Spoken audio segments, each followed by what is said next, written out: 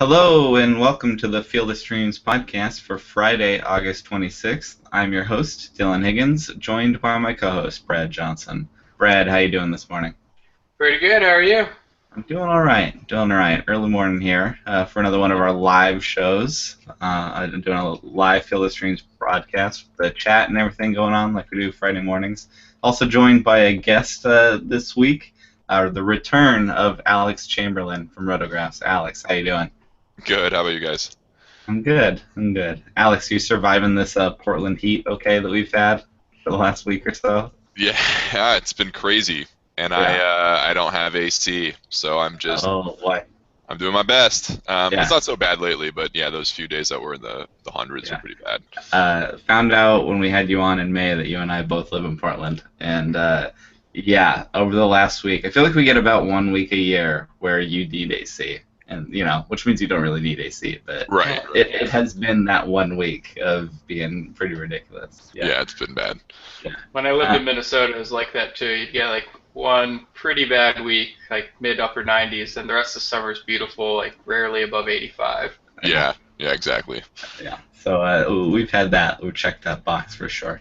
Well, we are going to look at DFS options for tonight, Friday, the 26th. There's plenty. There's 15 games to pick from. There's a ton. Brad is, of course, running another daily grind invitational. We'll That's post the right. link there in the post. It's on his Twitter, Baseball 18. Brad, how are the daily grinds going? They're going well this week. We've been at DraftKings all week, and I started out the week well, and then my last three games have been really bad personally. And I've Okay. noticed that everyone's had pretty bad scores. Like even the winners, they're up around like 130, which is kind of pretty low for a winner in a contest. Hmm. And then like we'd have like 12 of the 20 people would have scores of like 90 or less, which is kind of unheard of. So it's Okay. been a weird week. A lot of low scoring lineups. We're all going in on the same incorrect stacks and whatnot. Yeah. So it's been a little funny. Well, if you want to join Brad and other Rotographs listeners playing some DFS over at DraftKings, check out that link. And like I always say, you can use Brad's own picks against him after listening to Yeah, the show. I, Philly I Hoodoo try to pick. go against my own instincts for that very reason. Yeah. So yeah, check out that link. And then yeah, I got two pieces of baseball stuff on my list to talk about before we get into picks. If you guys have anything else too, we can. Feel obligated to talk about Matt Moore going 8 2/3 of a no-hitter last night. I didn't watch it. I did check that box score and have to look closely. I wasn't in on Matt Moore just because, I mean, the no-hitter isn't that surprising. It's just that he walks the world and has so far as a Giant. But it, I don't know, Brad. Did you have anything from this specifically, other than yeah, he still has it somewhere in there, and a little bit Yeah, interested? that's pretty much my takeaway. He's a infuriating pitcher to use in Yeah, fantasy because you don't know what you're gonna get. yeah. Sometimes he's had these 5 walk starts a lot and things like that with the Giants lately. Alex, are you a Matt Moore guy at all? I've always No, liked him. No, not at no, all. no, not at all. No, no. Yeah, I've never really been on I'm the pretty train, out and I of don't think too. I don't think Yeah. I'll ever be on that train. So Oh man. For me, it's always like if you have enough strikeouts, I'll always be a little bit interested, and he does that. But it's been tough with San Francisco lately. I think it'll draw some people in. Need to see a little more consistency, and it'll be interesting, if they go to October and whatnot. But yeah, For fantasy purposes, I think the strikeouts are that distract people from the real issues. He's got the uh, average at best command. Sometimes it's minus, and then his stuff doesn't really engender itself to great results. It's hmm just fine. but yeah, even the strikeout rate's not that impressive too. Right. right, Like he's never been like the 10K per nine guy that I Well, think everyone still buy him. remembers his debut Right. out of the bullpen when he was very impressive, and that was back when 11K per nine was absurd. Yeah. Now we're just looking at it like whatever, 11K Yeah. per nine. yeah. Interesting guy, not boring, but yeah, a big game on Thursday for sure. The other one I sent this to Brad, hadn't sent it to Alex, but Jason Kipnis messing with Rougned Odor was on Deadspin. Did That you was see funny. this? That was good. Yeah, It's not basically baseball figured news. it out. Not baseball news, but I laughed a lot. That was If you good. didn't see it, Rougned Odor did a kind of a takeout slide on Jason Kipnis at second base, and when he pops up, Jason Kipnis backs away, like acting like he doesn't want to get punched, making fun of him for the Jose Bautista thing. The video is worth watching, especially because the Rangers bench thinks it's the funniest thing in the world, including Adrian Beltre, and even Rougned Odor laughed. So it was a pretty funny joke. Yeah. Yeah. Since Adrian Beltre finds a lot of that stuff funny with his teammates. Yeah, he's an enjoyable guy. Brad, did you have anything baseball wise before we get into this DFS stuff for Friday? Murray hit the big one, and then Kipnis. Yeah. Alex, you got anything you want to talk about before we jump in here, or anything you take away from this slate just looking at it ahead of time? Yeah, so right, so last time I was on I mentioned that I don't actually do DFS often, and I haven't done any this year, but I remember in my limited experience with it last year, I tried to do my best to not force myself to play a bad slate, and I feel like today is a bad slate. Especially from a pitcher standpoint, we have maybe 6 reliable options, Yeah. 24 junk.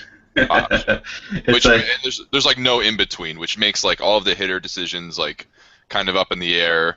And in a DraftKings lineup, your second pitcher is, you're throwing darts at this point. So yeah. It's a hitter heavy day is the way we would spin that. Yeah. But there's a lot of hitting options, and especially Fridays are always weird because there's 15 games. It's just a lot, It's a different beast for sure. We'll dig a little bit in the pitching, but I would agree that it's light. I wrote down 8 guys to talk about. Usually I write a lot more than that to at least talk about. So we'll see. We'll get there. Between us, we can come up with some options, but it's not great. So we start at catcher.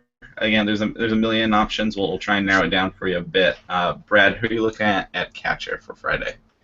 So one of the first places I'm looking is Brian McCann, and there's a couple of reasons for that. One, Gary Sanchez has kind of made a huge name for himself. He's going to be popular. They're up against Giovanni Gallardo, by the way. It's at Camden Yards, good place for power. And Giovanni Gallardo is not a particularly good pitcher. But getting back to McCann, I like that he will probably be overshadowed by his teammate and thus should be a little less owned. He also is a fly ball hitter going up against a ground ball pitcher, and I like that combination. It tends to favor the hitter, and so sometimes, especially when I'm looking at these fly ball ground ball splits, I'll take a look at the batter pitcher data, even though I don't really believe in it, just to see for smell tests. And McCann has hit pretty well against Gallardo in just like 12 plate appearances, but he has a home run and a couple hits besides that. So I think it all really lines up well for McCann today. He's one of the top guys I'm looking at. And he's 3,000 on FanDuel and 3,600 on DraftKings, both really good prices. Yeah, no, I like McCann. I definitely had it written down. I like you mentioned his ground ball, fly ball, that kind of stuff. Had a question in the chat already on the show. If you want to chat while you're watching, you can join us there about that, exactly about, not McCann specifically, but liking those kinds of splits and looking at that. So I had McCann written. I agree Gary Sanchez is out of this world right now. If you wanted to pay for it, would you consider Sanchez in this matchup as well? Yeah, I don't see any reason why not. It's mostly a matter of price for me is the main turnoff. Yeah, I had him. Who else do you like at catcher? Speaking of pricey catchers, Russell Martin, the regular cleanup hitter for the Blue Jays now. Forgotten about that terrible cold start to the year. It took forever. He's up against Pat Dean, who's not a good pitcher. He's kind of like a better version of Adam Morgan, which is really not saying very much. He's a little less homer prone, and he still allows a ton of hard contact. So Martin should have a lot of good opportunities. He has Encarnacion and Donaldson and Batista ahead of him, Tulowitzki behind him. Seems to spell plenty of runs to me. Should be a good day for them. Yeah, and Pat Dean probably won't go deep, won't do great, and then Twins bullpen is nothing special either. Right. So, yeah, I like that. Alex, who jumps out to you on the catcher list? Anybody, any of your favorites at the top of the list? Yeah, at the top of the list, I actually like Wellington Castillo quite a bit, and that's because Brandon Finnegan sucks. And I think he's got that platoon split. I checked last Yeah, night, but now I'm not remembering. So, yeah, he does. um, So. Yeah, he does. yeah, Castillo. I kind of like the Martin play. Um, I'm looking at Posey, ninth in price on DraftKings, only 3,800 against De La Cruz. Don't Mhm. even know who that is, which is Joel bad. De La Cruz. Which is Yeah, bad on me, but I don't really care yeah. because that is a great price for a guy who is probably going to get lit up by the numbers that I saw. I liked lower down as a deep play Tucker Barnhart Okay. against Braden Shipley. Um, Barnhart doesn't really pop out as someone who's going to put up big numbers, but I think Shipley's a pretty soft matchup. hmm Yeah, Shipley as well as the D-backs bullpen, who we've mentioned a number of times being exploitable, I guess is the word we can use today. Exploitable is the D-backs bullpen. Braden Shipley has not really established himself in the major leagues at all yet. And Tucker Barnhart, if you want to punt at catcher, is a totally fine option by me. Brad, do you like Tucker Barnhart at all?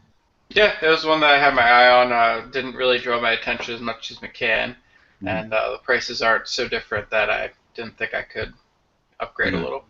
Sure, sure. I had other than those names, I like those guys. I wrote Yasmani Grandal getting Mike Montgomery, and Mike Montgomery is one of those interesting pitchers we'll get to later, I'm sure. But Grandal can handle lefties, and so I don't mind that at all. If you're thinking the Dodgers stack and thinking Mike Montgomery might not go that deep, I think Grandal is a reliable option for sure. I also had I had Wellington Castillo getting Brandon Finnegan, as well as Alex. Did you say Wellington Castillo or Wilson Contreras? Did you I say said Castillo? I said Wellington. Yeah, okay, yeah, you had it right. I have them next to each other. Mhm. WC's on the list. Yeah, I like Wellington for sure. I like him getting a lefty, and then I wrote Wilson Contreras getting Bud Norris right below that as well. And I'm just not that sold on Bud Norris at all. He showed some signs a few times, but for the most part, I'm like, no. I think there's a Cubs stack here, and if you want to go Miguel Montero, that's fine. But Wilson Contreras, again, I'm confusing my WCs again. Cubs catcher should be just fine. Both of them should be fine. Brad, did you have any other catchers that you were interested in? No, No. I think we covered them. Yeah, Alex, anybody else for you I needs to be mentioned? I actually think I like Evan Gaddis a little bit too with that platoon split against Smiley. Smiley, the horrifically homer prone Drew Mhm. Smiley. Yeah, Mhm. I'm fine with that too. Having a That's not a good year. that's kind of a boomer bust because Oh yeah. he still does have that nice base runner control. So it'll be it could be like a 2 strikeout, 1 home run kind of game for Gaddis. So Yeah. that would be lower on my list, but he's a little bit intriguing as well. When he gets a lefty, I'm paying attention for Yeah. sure. Okay, we'll move on to first base. There's always a bunch of options at first base, especially in a day like this. But Alex, who's your favorite at first base? Who's sticking out to you? Yeah. So like the whole top 10 at first base on DraftKings is lefties, and Yeah. they're all great matchups. I think I like David Ortiz most at his price point Okay. Yeah. against Ian Kennedy. But honestly, you could do almost anyone. It's more a matter of who I wouldn't take, and who I wouldn't take is probably Adrian Gonzalez. I probably wouldn't take Brandon Moss, Okay. Edwin Encarnacion, but almost any lefty like Votto, Rizzo, Ortiz, Chris Davis against Sessa. I would do any of those, I think, at those prices. Sure. Yeah, there's a lot to pick from. Let's talk about that matchup. I have that up the top. Chris Davis, as well as Pedro Alvarez, who we've in the past talked about being the cheaper, poor man's Chris Davis. He's been hitting well enough lately. He's not that much more of a poor man's option. But there's two lefty sluggers, similar profiles, getting Luis Sessa. Brad, you got anything on Luis Sessa making the start for the Yankees? Not a whole lot. Let me pull the page back up Yeah, so I can give you a little more detail. he's The main thing is he throws hard, Yeah. and I don't really know if he has other redeeming qualities besides that, to be honest. He, We don't have much major league sample with him. No, not really. Was in the bullpen, threw 6 scoreless last time, but it was in Anaheim, so whatever, you know. Interesting guy, but not one I'm shying away from. I'm fine with taking, those Orioles sluggers there. I like David Ortiz for sure. He gets Ian Kennedy, and again, we'll talk to him about him when we get to pitchers more. He's been on fire, and I don't know if you guys are buying at all on Ian Kennedy. 0.79 ERA in his past 5 games, just in the middle of a really good stretch, but it's the Red Sox offense. It's Fenway. It's probably going to be a tough day for him. So if you want Ortiz, I'm okay with that for sure. As for the other big guys, I mean, Miguel Cabrera gets Ricky Nolasco. It's a green light for me. Obvious one. Paul Goldschmidt gets Brandon Finnegan. Gets a lefty. I mean, Paul Goldschmidt's good most days, but gets another lefty. Gets a lefty. That'll be fine. Chris Carter getting Ryan Vogelsong. That's nothing special either. Can run into one, and he's a whatever pitcher. But trying to look a little bit deeper. Do you guys like Brad? Do you like Mike Napoli getting Martin Perez? Yeah, so that was one of the matchups I was going to point out is Mike Napoli and Carlos Santana, both good options against Martin Perez. Yeah, Martin Perez is still whatever. Rangers bullpen is fine, but that's a fine matchup. And then the cheap option, kind of cheap option, first base for me. Are you thinking about Josh Bell getting Matt Garza? Are you a Josh Bell guy at all, Brad? Yeah, I like Josh Bell. I kind of, in a really rough sense, I look at him almost as a better Eric Hosmer in terms of what I expect today. You're not going to get a ton of power on most days, but it's there. It can happen. Mm-hmm. And then you have good plate discipline. You have ability to spray multiple hits. You're up against Matt Garza. Yeah. It's a good matchup. It's a good park. There's really nothing to like. He's so cheap on FanDuel, too. Yeah. I'm not a huge Josh Bell guy yet, but I like guys that get Matt Garza, and I like cheap options, especially something we don't do at first base that much. And if you want to build a lineup where you're going for cheap at first base instead of taking one of the studs, Josh Bell is interesting to me. Alex, are you a Josh Bell guy at all? Not really yet, but I'll give it time. Time. I'm not going to write him off, but I also don't see him on DraftKings at all. He's an outfielder on DraftKings. Oh, okay, all right. Because I see Jaso, and I actually wrote down Jaso, but I didn't know if he's going to be playing today. Okay. The other three that I liked were already said. I liked Alvarez, Napoli, Santana. I think those are all pretty good matchups at those price points. Yeah, it's first base. There's a million places to go. That's kind of why I like Josh Bell, is being like, a cheap option, because, and I like Jaso fine too, whichever one gets in. It's just, cheap options at first base. All right. Brad, did you have any first baseman we didn't mention? Well, I think you hit the nail on the head at the start. It's a day of who don't you want to use, and it's really not that many of them. Mm-hmm. Brandon Belt's another option. Victor Martinez is another option. At this point, I think my approach is to try to figure out who everyone is touting today and talking about and recommending, and just picking one of the guys who's a little less popular. Sure. And when there's so many options at a position, usually first base, I often fill it last. I do my rest of my lineup of the guys I really like, and then get to first base and figure out how much money I have left and who fits that I actually like. That's my strategy. Don't have to do it that way. But first base is usually that position where I'm like, I'll figure it out later. There's plenty of places to go. Somewhere not quite as deep. Let's move on. Second base. Brad, who are you looking at second base? Might as well start with Brian Dozier, who's basically been the best hitter in baseball in the last month. Mm-hmm. He's up against Francisco Liriano, likes those lefties traditionally, and games in Toronto, good park for power. So he's hot. He's got a pitcher who's been pretty shaky this year, and then it's a good park for him. Yeah. Going a little further down the list, I like Nationals up against Jeff Hoffman. Hoffman's a good prospect. I don't know that he's really Major League ready yet. I think there's going to be a lot of bumps in the road for him the rest of this year, going into next year. And Nationals have two good second basemen, Trey Turner and Daniel Murphy. Depending on the site you're using, they're both expensive and they both have good matchups. Mm-hmm. Yeah, I feel like with guys like that, especially Dozier, the only problem is there's too many green lights, and that'll make them too popular. Yeah. Like there's nothing wrong with this pick at all. It's great. Other than it's so good, everybody will be doing it. But yeah, That's a good one for sure. I love Dozier, and the Nationals guys should be fine. Um, It's also yeah. hard to overlook Jose Altuve, who somehow is like the 12th most expensive Yeah. second baseman on Yeah. DraftKings. That's going to be really popular today just because it's so underpriced. That's up against Drew Smiley, who, as Alex mentioned, good at controlling the running game and runners in general, but does give up home runs. hmm Yeah, no, I like that a lot. And Altuve suddenly hitting home runs this year, so it should be fine. Alex, who'd you have at second base?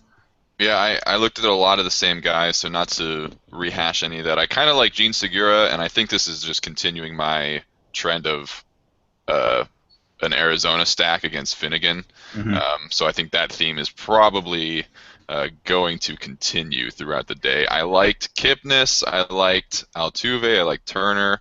Um, I actually was, despite my hype about all the hitters, I actually wasn't as thrilled with this crop. hmm But I Yeah. think if you wanted like a name brand guy lower down, you have like Pedroia, Kinsler, Kipnis, all in like the 20th most expensive range against not especially challenging matchups. Kennedy, Nolasco, Perez, like those are all cakewalks relatively speaking. So I think you have options if you want them. I'm just not as thrilled by the ones that we mentioned before. hmm You mentioned Gene Segura, and I like Gene Segura. He'll have the platoon advantage against Brandon Finnegan. He's preferred righties this year. I think he can handle it. Brandon Finnegan had that like awesome outing last time against the Dodgers, the one hitter. I don't think I dislike him as much as you do, but I'm definitely not threatened by him. And I think that like one hit outing might chase people away, and it shouldn't. And more importantly is you get the Reds bullpen, and I think that's an even bigger plus for me than Finnegan. Is Segura can face the Cincinnati bullpen, and it's in Arizona, so I do like that, and I like a lot of the D-backs guys, especially getting a lefty today. Yeah, I think That's one of the. Oh, sorry. Go ahead. I was just going to point out it's a fun bullpen matchup, the Reds versus the Diamondbacks. So bad. They're Oh, both so right. bad. Yeah. I was gonna say that the one asterisk is that he faced the Dodgers, and the Mhm. Dodgers are the worst team in baseball against lefties, whereas the Diamondbacks are the best team Yeah. against lefties this season. So a little bit of a shift for him going to the start, Yeah. I think. Yeah, I like Brandon Finnegan okay, but it's a bad matchup. It's gonna be a bad time. I also wrote down D. Gordon getting Jared Kozart, because why not? I mean, D. Gordon's not as exciting, back from making his return, but it's totally fine. I have no problem picking on Jared Kozart at all. And then I wrote Ben Zobrist getting Bud Norris, because again, I just don't believe in Bud Norris that much, and Ben Zobrist is apparently, ageless and fine, and the Cubs will be fine. There's nothing exciting about that pick. It's just I believe in the Cubs stack going to LA. Brad, did you have any second baseman we didn't mention? I think that about covers it. I don't know if we name dropped Matt Carpenter, but I'm always a fan of his anytime he's affordable. And he's up against a lefty, which should make him more unpopular, even though he's not that much worse against lefties. Yeah, So, no, I like that, especially in a big day. It's Ross Detweiler. Like, I don't think that all of a sudden Matt Carpenter is not going to know what to do against Ross Detweiler. yeah, it's not Robinson Cano against Chris Sale. It's Ross Detweiler. Yeah, it should be fine. Alex, anybody you need to not leave behind before I move to third? No, we're good. Okay. I'll let you start at third. Who's sticking out to you at third base that you were thinking of going with? I think this is a little bit of a risk, and again, this is the Arizona stack, but Mm-hmm. despite his slump recently, I like Jake Lamb. Okay. Especially at his price point, which is only $3,900. I think Finnegan is essentially, well, I'm actually rethinking this now. Okay, you know what? I'm going to move past that. I'm going to move past Lamb for a second. I'm going to say Jose Ramirez. I really like Jose Ramirez today Okay. against Martin Perez, who I don't know why the Indians aren't getting the time of day from DraftKings today, but they're all very cheap against Martin Perez, who is not really that good. Yeah. He's So particularly bad against righties. yeah, He so does limit home runs. That's a small redeeming quality. Yeah. He gives up all those hits, on the ground in play in the park, which I guess is better. Still not a great option. Yeah. And Jose Ramirez handles lefties, handles everything. Apparently, should be just fine. I had that written down. Who else do you have on your list, Alex? Um, right, I said Lamb. Not super thrilled with that one at this Yeah. point. I also like Eduardo Nunez a little bit. Um, not also not super thrilled, but against Hmm. De La Cruz, I think it's a good matchup for him to exploit.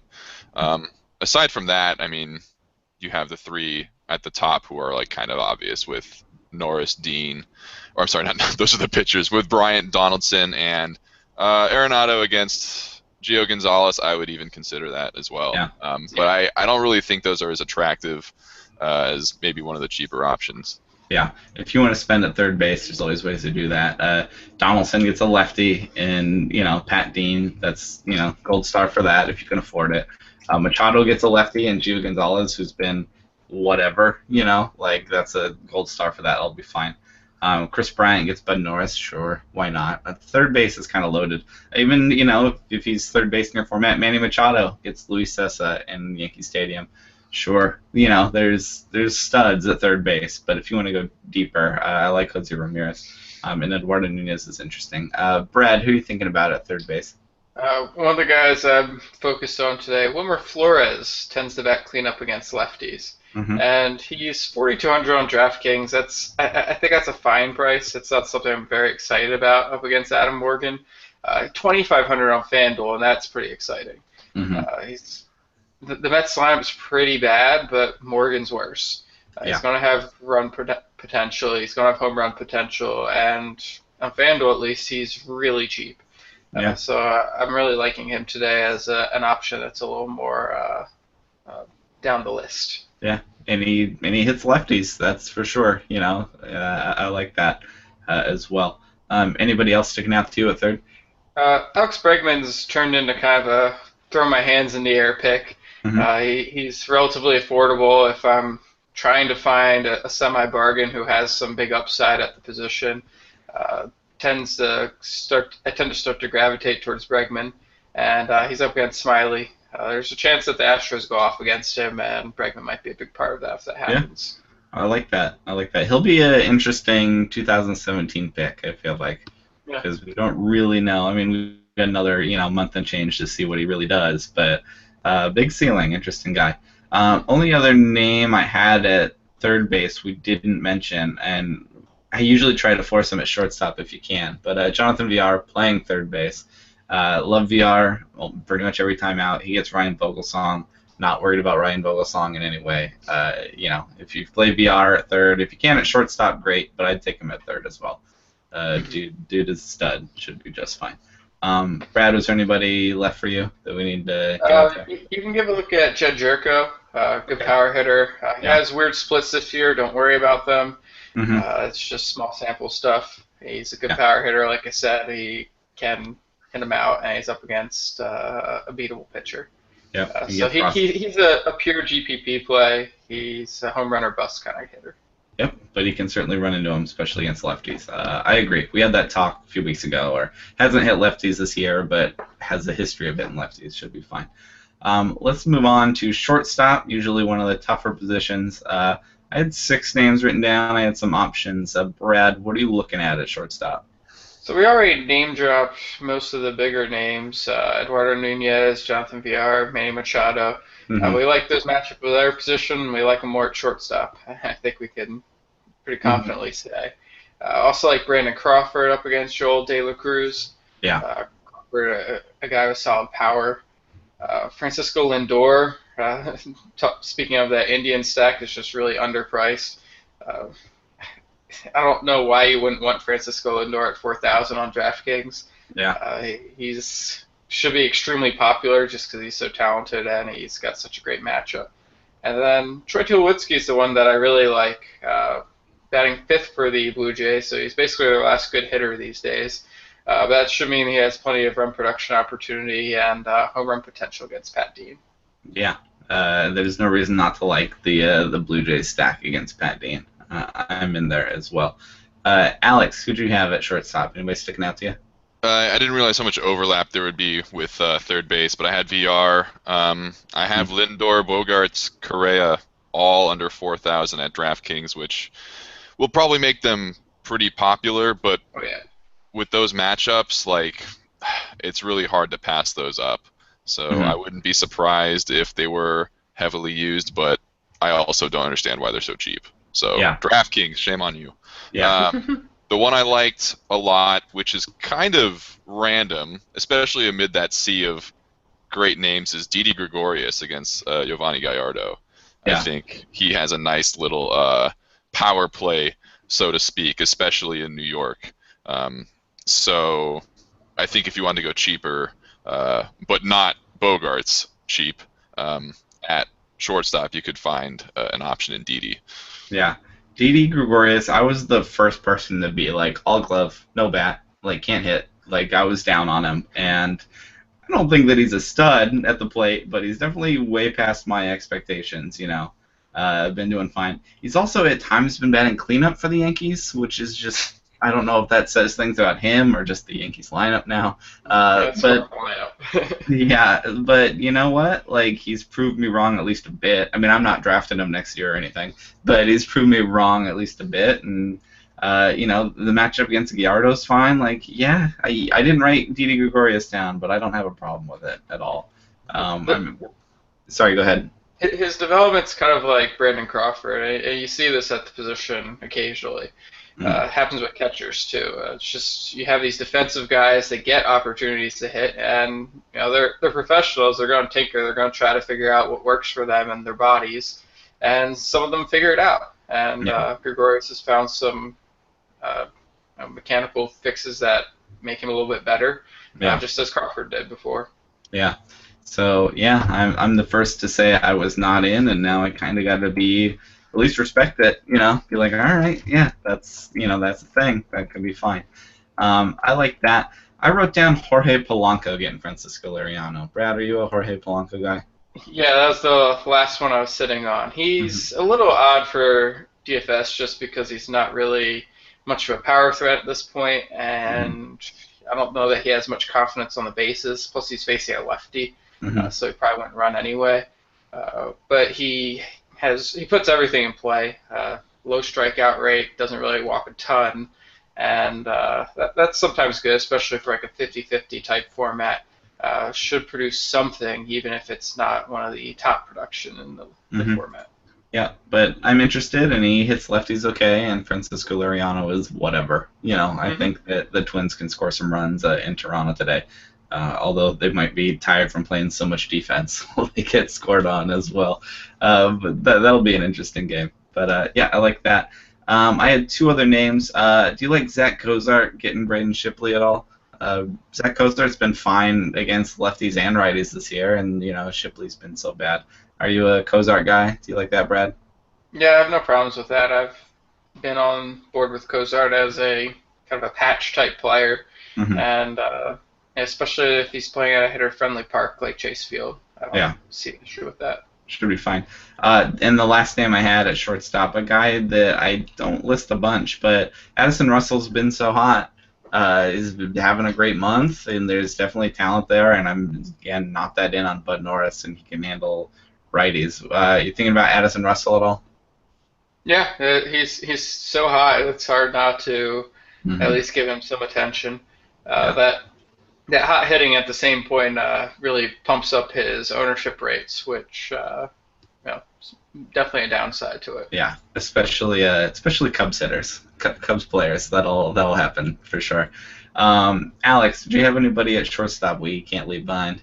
No, I'm good. Although I did think about Russell. I just think he might be a little too expensive. Yeah. I think it's a weird price point for him. Yeah, maybe that hot streak. But yeah. And I think you guys are like me, where we're not buying too much on hot streaks. They're interesting. They're worth noting. Right. They're not predictive, I guess is the phrase we would use. Right. Unless you're talking about Chris Carter. I'm all aboard Chris Carter's hot streaks being predictive. Those crazy sluggers like Chris Carter, Mark Trumbo, or whatever that just get into a groove. You're like, okay, But Addison Russell, talented. I'm interested, but not necessarily all in. Okay. Any other picks left for you at shortstop, Brad? Okay. No. We're gonna guess rolling at outfield, of which there are plenty of places to go. Who are the top of the list for you guys? Brad, you first. Sorry. Yeah, he usually call us out. Yes. So one of the guys I like kind of on his own, and we talked about some options against Braden Shipley today. I like Billy Hamilton. I think it's a good matchup for him, a guy that doesn't really strike out many people. Should mean that Hamilton's going to put 4 or 5 balls in play today, Mhm. and hopefully get a chance to run a lot too. And that's what you're looking for there when you pick him. He's got a good price on FanDuel, bargain, and on DraftKings he's a little more pricey at 4,500, where he's not quite as attractive as a result. Uh, Overall, there's just you got a ton of stacking options. Uh, I like a Marlins stack as something that should be a little less popular up against Jared Cozart.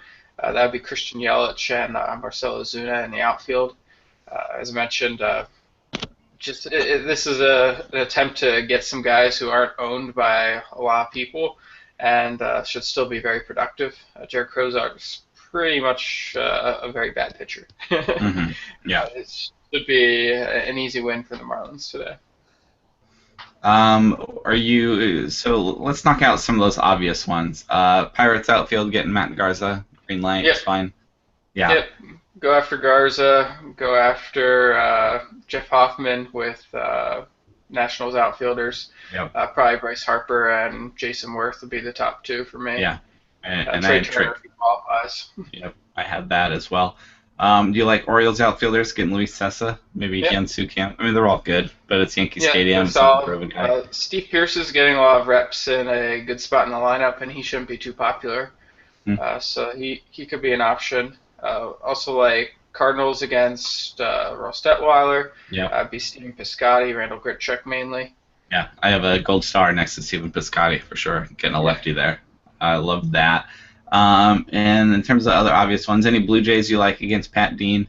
Jose Bautista's back. Yeah, it's mostly Batista. The rest of their outfield is just not very good. Yeah. Mets outfield should be, well, Yoenis Cespedes will be very popular. Mhm. The other group, which will probably be Curtis Granderson and Jay Bruce, won't be because they're up against a lefty. Adam Morgan's bad against lefties too. And I know that Granderson and Bruce are cold. That'll just make them even less popular against a really bad pitcher. I think it could work You're out fine just with fine that. there. Yeah. And Cespedes, of course, totally fine there also. All right, Alex, who did you like in the outfield that's maybe not as obvious? Among all those names, I like George Springer as someone who's a little more expensive, but again, he's got Smiley. I'm going with that righty versus Smiley stack. I like the Garza stacks. I like the Detweiler and Hoffman stacks. Those are all fairly obvious. I do like lower down Brett Gardner against Gallardo. I think that could be a nice little matchup for a pretty good price point. I think he's below he's 4,000 on DraftKings, which puts him like maybe a top 30 outfielder in terms of price. So I think that if you're trying to fill out the back of your outfield, Brett Gardner is about as good of a pick as you're going to find in that regard. Yeah, should be just fine. Any of the Yankees guys are not that exciting anymore, but they're still usable, absolutely, especially against Giovanni Gallardo, who's part of that Orioles rotation where you're like, how is this a playoff chasing rotation? It's so incredible. But he gets in there, makes a start, you go, okay. All right, I like that. I had Miguel Sano if he's an outfielder for you, or if he's at third base. He gets Liriano, should be just fine. He's a little nicked up, but it's Liriano. If he gets in there, I'm okay with it. I have the Indians righties who get in against Martin Perez. They, 2/3 of that outfield comes in. Rajai Davis and Brandon Guyer, both mashed lefties. They get Martin Perez. That's a fine opportunity for them. My last favorite name I had in the outfield is Yasmani Tomas getting Brandon Finnegan. When Yasmani Tomas gets a lefty, I have all eyes there. He's been good lately, but he's just, he's crushed lefties all year. Brad, are you a Yasmani Tomas guy? Yeah, I'm in on the Diamondback stack in general. We talked about the bad bullpens in this game. I'm going to be pretty focused on trying to figure out if I want to share these stacks with other people, basically. And in addition to Tomas, you got the return of AJ Pollock, who's very cheap on DraftKings, 3,300. Doesn't exist on FanDuel, just isn't in their player universe. And then Ricky Weeks often bats clean up against lefties, and he's having a fantastic year against lefties. 69 plate appearances, over 1,000 OPS. It's small sample, it's going to regress, but up against Finnegan, it doesn't have to be today. Yeah. Yeah, I like that. I like you mentioned Pollock, and I'm going to break fantasy rule number 1 of talking about your own team, but drafted him, wept after I drafted him because it went poorly. Finally dropped him halfway through the year, and he's coming back, and part of me feels like if I spent the pick on him, I should get him back automatically, but I stashed him a few weeks ago when there were words, that he might come back, and now I have him, and I'm like, all right, you're going to redeem yourself. It's a head-to-head format, so I get you for the playoffs. Like, time to redeem yourself of this pick that I wasted on you. But I did the exact same thing in our league. Yeah, the point is that he's back, and it's not is his elbow. We'll see. I don't know what to expect. But well, AAA. Yeah, talented That's guy. all I needed to see. Yeah, the legs are fine. Like, all right. Yeah, he's gonna be fresh when everyone else is worn out. Yeah, so that's the way you and I are looking at it because we picked him up open. DFS will be interesting, definitely before his price, catches up to who he is. And in your other formats, if he's somehow sitting there, like, grab him, he's back. He's going to play. The D-backs might be pretty much toast, but he's going to play and be fine. So I'm excited about Pollock. And I like that. I like Weeks. I like that whole stack's going to be fine on Friday. Alex, were there any other outfielders for you felt needed to be mentioned?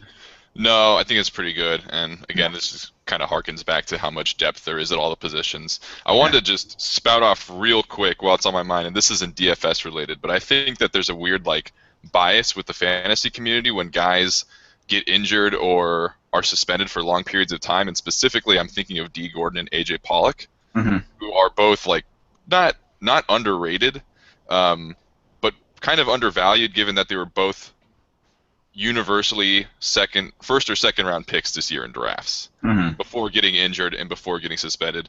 And coming back, people are asking questions like Devin Travis or D. Gordon, like Yasmani Tomas or AJ Pollock. And it's like, if you had asked these questions in April, we all would have laughed. Right. And I think it's weird that there's this idea that guys suddenly lose their talents when they've been injured or suspended. Right. So that was just my soapbox for a bit, because it's like, Pollock at 3,300. I get it, he's been gone a while, but he's been rehabbing, and there's no reason to not assume that he's no longer a first round caliber pick this late in the season just because he got injured. Granted, there could be some hangover from that, and it could be a little slow to pick back up, but it's it's a weird cognitive bias that the fantasy community has that I've just observed recently. No, it makes a lot of sense. Yeah, no, I'm excited he's back, and that's why it's like, go get him, don't sleep on him. Especially, in September, there's a lot of points to still be made. Again, head-to-head format, I'm like, great, I'm going to get you when I need you most, No, I'm with you. And you just haven't heard much about D. Gordon. I'm like, why? He's back. He can still run. He'll be fine. He's got, 15 stolen bases already? Does he? I didn't even know that. I believe it, though. Yeah, I think he's on pace for, 48 stolen bases. I mean, he's pretty much vintage D. Gordon, except without a 36 or a 360 BABIP. Yeah. Yeah, I'm totally fine with that. And he gets Jared Kozar today. So, yeah, why not? All right, let's get into these pictures. It's a little tough. Like I said, I had 8 names written down. Let's start with the ace game. Brad, it's Felix Hernandez in Chicago getting Chris Sale. Is it a green light for both for you, other than they face each other? I'm out on Felix right now. Okay. I see him be Felix again more than 1 outing or 2 outings. I know that he's been solid lately, but he hasn't really impressed me as being all the way back. Okay. And so I'm out at his price point, at least, and especially up against Sale. I can see that. Chris Sale, though, is an option every time he's out there. Yeah, he's an option. I don't love that he's against Hernandez. I just said that I'm not in on Hernandez, but he's still good enough to throw Chris Sale. Yeah. And so they almost cancel each other out. You Yeah. can still take a gamble on either of them. They're likely to at least give you core numbers, if not better. Yeah. Corey Kluber going to Texas, especially opposite Martin Perez. You green light there? Yeah, I like that for the win. So it's good for FanDuel. I'm not happy that it's at Texas. Kluber's a little bit homer prone, Hmm. and yeah, it's not a good park for that. Otherwise, yeah, I think he should win. He should pitch deep into the game, and should be a fine matchup for him. The other quote-unquote ace I see, Justin Verlander at home against the Angels. Any hesitations there? No, none. Angels are Mike Trout and to a lesser extent Cole Calhoun and Albert Pujols. So it's Yeah. just nothing. Yeah, and Verlander's been fine. So those are the quote-unquote obvious ones to get out of the way. Who are you looking at on the mound beyond those guys, Brad? So David Phelps pretty much projects to be the best pitcher of the day. He's Yeah. right there for sale. Yeah. And he's up against the Padres. He should have an easy win against Jared Cozart, his former Mhm. teammate. And he seems to have transitioned just fine to the rotation. Yeah. I was looking at his stuff earlier today. There's 3 different fastballs. They all perform well. 4-seam, sinker, and a cutter. He's got a solid curveball. He flashes a changeup more so now that he's starting. Has potential as a pitch. I'm not sure if it's going to be consistent for him. Hmm. But it could work out. Could make him a legit starting pitcher. I don't know that he's going to be Carlos Carrasco good in terms of converting from bullpen to rotation, but he seems to be able to keep things going. I think he can go 6-7 innings today, give you some strikeouts too. And he's always been fairly competent as a swingman, you know. Yeah, he's gained 3 miles per hour this year, and that's really helped his 4-seam perform. Yeah, I'm looking at career splits. 3.49 as a reliever, 4.18 as a starter, which doesn't light the world on fire, but you're like, okay, it's not like you can't start, you know. He's interesting. He's having a good year, and so far the transition's going well. I had David Phelps, definitely, and just he doesn't have the star power name at all. Hasn't been starting that long, and so I don't think people are that in. But so far, so good. I trust that, and I'm not that scared of San Diego. They hit lefties or hit righties a little bit better than they were earlier in the year, but they should be fine. Alex, are you in on David Phelps? Are you a David Phelps guy? Yeah, absolutely. It's hard for me to just buy in on a guy in small samples, especially with such a poor track record. But you look for things that might indicate that there's a change, and he's gained like 3.5 miles per hour this year. I don't even know where that came from. I haven't really looked into it at all. So if someone has an answer, that's great. But till further notice, I'm going to assume that this is David Phelps. Maybe not like 11.4 K per 9 David Phelps, right. but you could roll out like a 9 K per 9 maybe, and that's plenty valuable still, especially for a guy who's essentially unknown, like you said. Right. So yeah, I love his price point today. His fastball whip-wise is right up there with the best of the league right now, and it is a small sample, but that's going to carry you pretty far. Yep. 2.28 ERA on the season. Obviously, a lot out of the bullpen. We don't, expect that to sustain, but league will adjust a little bit. But cautiously optimistic, and the matchup's fine. Go for it. I'm in there for sure. Alex, who else did you like pitching-wise that we haven't mentioned? Anybody looking at? Well, top of the list, if you don't want to go Kluber or Sale or Hernandez, I kind of like Steven Wright. Mm-hmm. Against the Royals, coming off the DL, I mean, make of that what you will. I know some people are reluctant to start a guy coming fresh off the DL, so I totally get that if that's kind of the way you want to play it. Drew Smiley, despite crapping on Drew Smiley all morning, he's like the boomer bust option, I think, where you're either going to get a gem or you're going to get an absolute dud. Yeah. At 8,900, I don't personally want to find out. But someone might. I'm sure plenty of people might. Well, and as bad as he's been, and he has been, he's still getting his strikeouts. Still has 141 strikeouts on 145 innings. Right. Like, there's a ceiling there. And the Astros whiff. I agree. I don't love it, but if you're playing GPP, like, it's not going to blow me away if he has a good outing. Like, you get your points there. So, right. Yeah. The two guys that I like lower down on the list, and I think he got a little bit of heat before. One is Mike Montgomery, who, since joining the rotation, in his 3 starts has recorded swinging strike rates above 13.5%. He's not going deep into games, but I think if you're in like a tournament format, he's the perfect play because he has the potential, especially against the Dodgers, facing a lefty, to just absolutely demolish them. Like this might be his game where he goes 8 innings and strikes out like 8 or 9 guys. Like that's obviously like a best case scenario, but I don't think that's out of the realm of possibility either. Yeah. And I think the last guy who's 5th from the bottom at DraftKings is Luke Weaver, who just destroyed AAA this year and now gets a pretty soft matchup at home versus Oakland, and he's only 4,200. So I think if I was in DraftKings with 2 pitchers, I'm absolutely taking Weaver as my second pitcher. Yeah. Pretty much no matter what.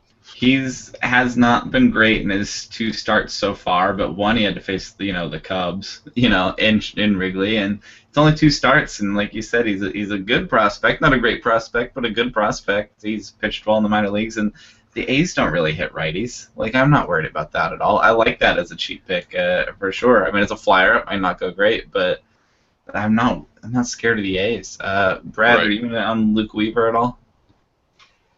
I'm not as in. I like Montgomery a little bit more as a cheap play than Weaver. He actually jumped from Double-A. He had like one or 2 starts at Triple-A, so his big numbers came at Double-A. He didn't really spend much time at the upper level. I watched a little bit of his Phillies start. He didn't really impress me visually, in a scouting sense, and I usually try to look for that when I'm watching a prospect, see if there's some standout quality that really should lend itself to that guy catching on immediately. And what I'm seeing from Weaver tells me that he probably needs an adjustment period, and that might mean a rocky outing against anybody, including the Oakland A's. But you like Montgomery. I want to get back to that too. Are you in here in LA for him? Yeah, the issue with the innings is a concern. I even in the top end scenario, I don't really see him going past 6 innings. He's cheap enough on DraftKings as a second pitcher. If he goes 6 innings, gets 7, 8 strikeouts, 1 run allowed, he's going to produce more than enough points to justify his price. Yeah. And then some. So that's really what you're shooting for, especially in GPP. If you're thinking about getting 8 innings from him, that's probably like a 1% type outing. Oh, absolutely. Ceiling. Yeah. Upper absolute ceiling, yeah. But, mentioned that the matchup against LA is good. I'm intrigued. I agree that the innings might be a problem, but I think the ratios could be fine. That's why, so Matt and I are doing the Field of Streams contest, looking for Fridays really bad for guys to stream. Matt's going with Mike Fiers against Tampa Bay, and I think it's just because Tampa Bay is not that threatening, and I think that's an okay streamer, but not a huge ceiling. I'm going with Mike Montgomery, not because I love him in DFS as much, but as a streamer, I think he can get the solid innings, even if it's only 4 or 5 innings. I think the ratios will be fine. So I'm using that as my pick for the Field of Streams contest. I have Mike Montgomery, and if he goes more, great, but the ceiling cap, the innings cap might make it a little tricky. But I'm doing that. I'm interested though. I'm interested. The price point is right. Brad, Bartolo Colon at home getting the Phillies. It's just a fine Bartolo start, right? Auto win. Can go full game against Phillies possibly. Yeah. Even if it's just one of his normal 6+ inning games, still should give you core numbers. Yeah. It's not a high ceiling thing, and every once in a while he blows up, but I'm fine with that. Just another Bartolo start should be fine. Thought about couldn't stream him actually. It was over 50% owned for the contest, but interested there. The last name on the list I wanted to talk about is Ian Kennedy. We mentioned him. He's been on fire the last 5 games, making the Royals look a little bit smarter for signing him. But he goes to Boston. Is this a stay away for you, Brad? Yeah, I don't pick pitchers against Boston. just playing no way going to Fenway. If he were going to Baltimore or something a little closer to neutral, are you believing Ian Kennedy at all? That would still be a very scary matchup, but the Orioles would be they're volatile enough that Sometimes they just roll over and give you 14 strikeouts. Yeah, maybe a poor example. I'm a little interested in Ian Kennedy. Has been getting strikeouts this year. Has had some interesting splits at times, but on a roll, it needs to be regarded. It's just too bad that running into Fenway with it.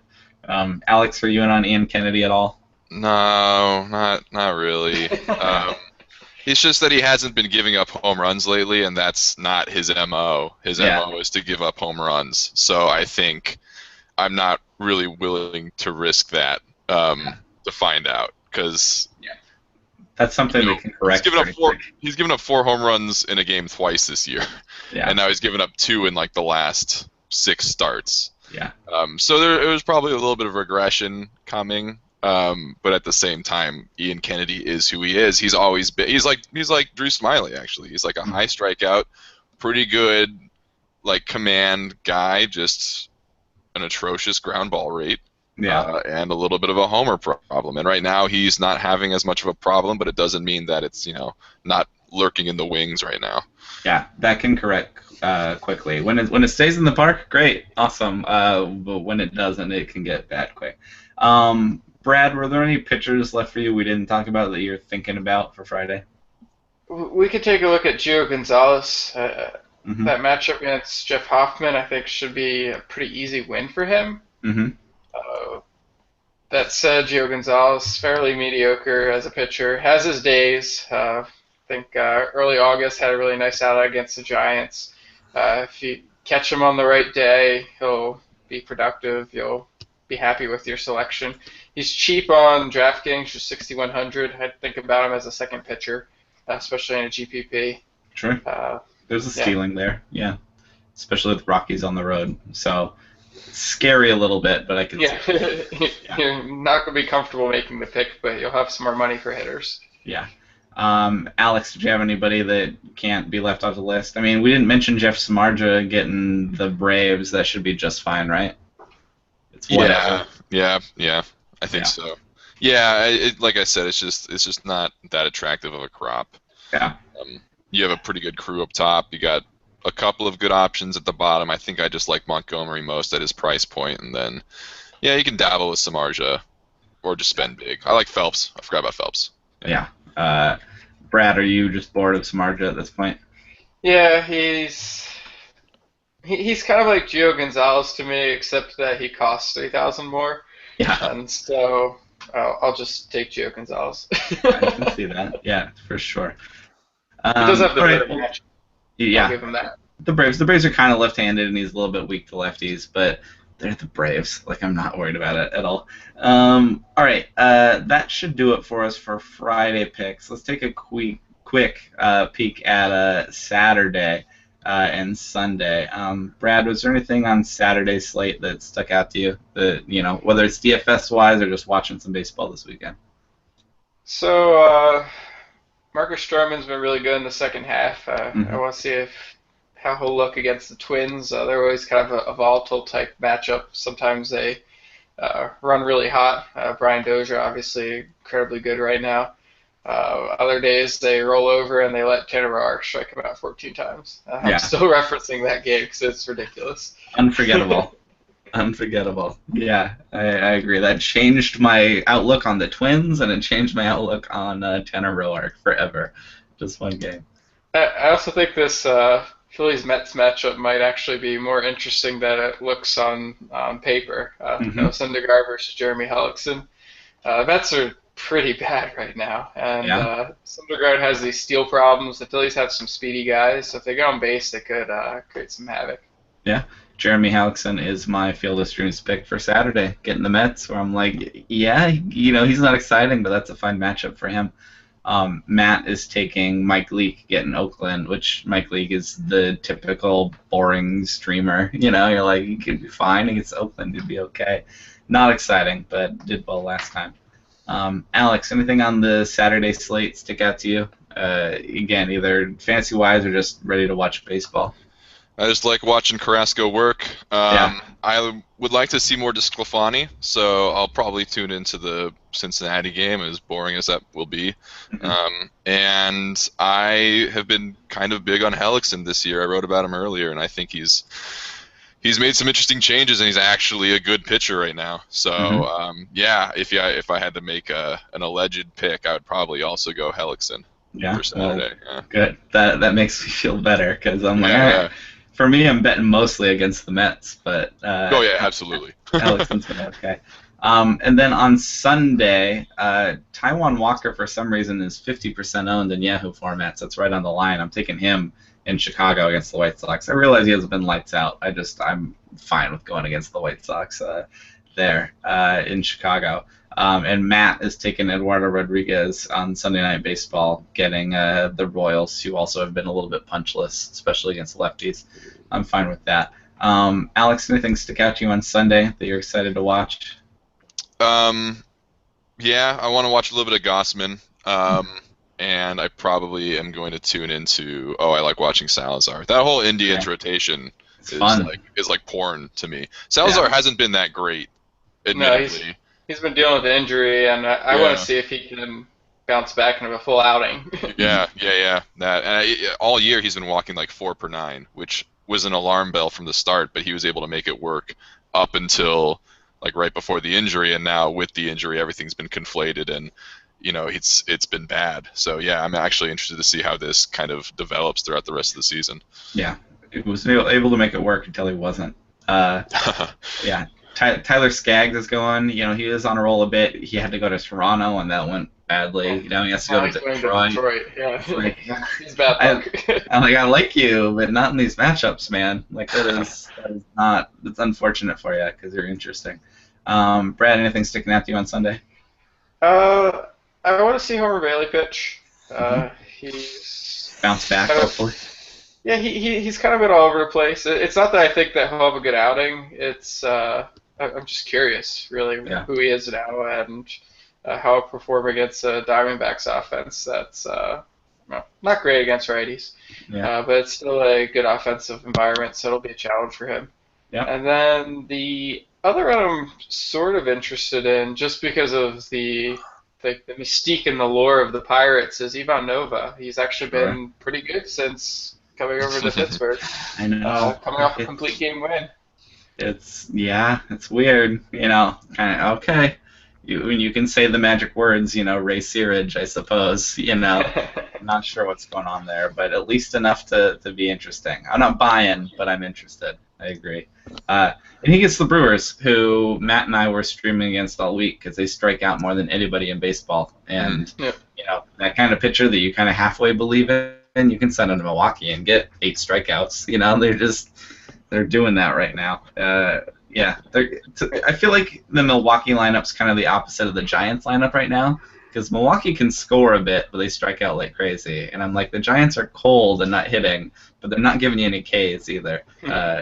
In terms of trying to pick against them, they're kind of the opposites right now. So an example of the Brewers lineup and scoring. So the other day, Tyler Anderson got 10 strikeouts and lost. Yeah. We streamed him. Yeah, we had John Gray one day and Tyler Anderson the next, and I think we got 10 strikeouts out of both of them. That's just where they're at right now. So if you want Ivan Nova, I'm not fully endorsing it, but I'm certainly interested. And a month ago, I'm just curious to see him. I'm not using him. A month ago, I would have laughed at it, and now I'm like, all right, well, let's see. I'm at least interested. I'm at least checking that box score. Yeah, for sure. Well, that should about do it for us for today's show.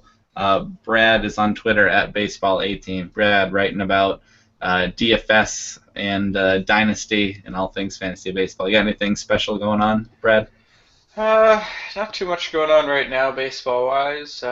Starting to pick out some topics for the off season. I always have a lot of people telling me during the season that they miss the off season stuff because it's all like deeper strategy and tactics stuff. And in season, it's a lot more transactional player picks type things. And that's just because that's what people want to pay me to do. Sure. I have to earn a living. But I like the off-season stuff. I get to do more, and I'm starting to work on it. Sure. Right on. Well, yeah, Brad is on Twitter at BaseballAteam. Alex, what have you been up to? What have you been writing? What should we look for? I don't really ever have a game plan until the night before. I usually just write player profiles at this point. I've been kind of specializing in like the one-man profile and trying to identify how he's changed and improved and how sustainable that is. And I think I've been excelling at that for a little while now, so that's kind of my groove. But I haven't really written much in August. I've been trying to pack up because I'm moving actually in October, so I planning to be one of Hawaii's only fantasy analysts. Watch all the games end at 7 p.m. So leaving the state. Leaving the state, yeah, man. Sorry, it's gonna be only you. Actually, I guess Jeff Sullivan's here too, right? Yeah, Jeff's here, and I think Dave Cameron's moving here. I think I read. Yeah, he said he's looking at houses in Bend. He said he's looking in Bend. Okay. Right. Yeah. No, there's writers here for sure. Yeah. Well, yeah. Alex is on Twitter at Dolph Haldhagen. Am I pronouncing that correctly? Yeah, it was perfect. Yeah, Dolph Haldhagen. Yeah, check him out. You know, another one of our writers here at Rotographs for sure, doing those profiles. So, yeah. Alex, thanks for joining us. Glad to have you back on the show here before we wind things down. Thanks, guys. It was fun. Yeah, and I'm on Twitter at HigginsFOS. Love to hear from you guys. We do shows Monday through Friday. So, yeah, thanks for listening. Good luck with your picks, and we'll see you on Monday.